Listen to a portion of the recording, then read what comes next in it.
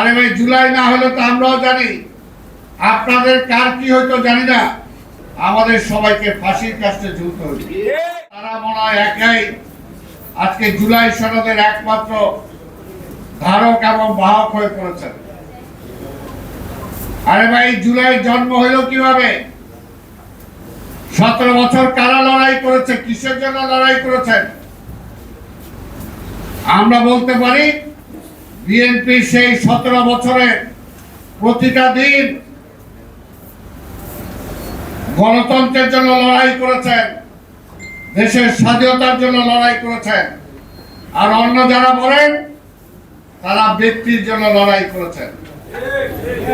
এটাই সত্য। তাই বিএনপিকে আজকে এই জুলাইয়ের কথা বলে বা অন্য কিছু বলে বিভ্রান্ত করা যাবে না। বিএনপি জনগণের জন্য কাজ করে এবং জুলাই সনদে যা যা পাওনা সেগুলো অবশ্যই বিএনপি মিটাবে। এই ব্যাপারে কোনো কার্পণ্য থাকবে না বিএনপি।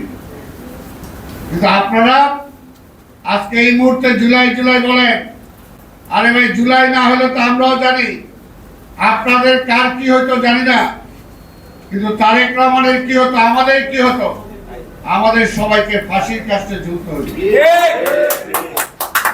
জুলাই আন্দোলনে যতগুলো মামলা হয়েছিল, হত্যা মামলা সহ সকল মামলার আসামি ছিলাম আমরা।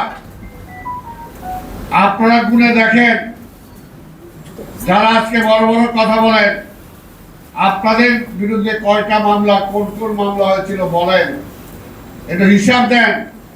পার্লামেন্টে দাঁড়িয়ে না বলে জনগণের কাছে বলেন।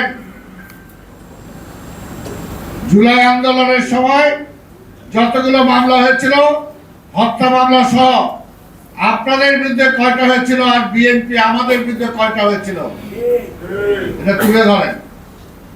কাজেই সেই সম্পর্কে আমাদের দরদ নাই, এটা মনে করার কোনো কারণ নাই। তবে আমরা সবার আগে যেটা বলি, সবার আগে জুলাই সনদ, জুলাই সনদ বলে দেশটাকে আরেকটা সংকটের দিকে নিয়ে যেতে চান। এর জন্য বলি, এই জুলাইয়ের জন্ম আমরা দিয়েছি।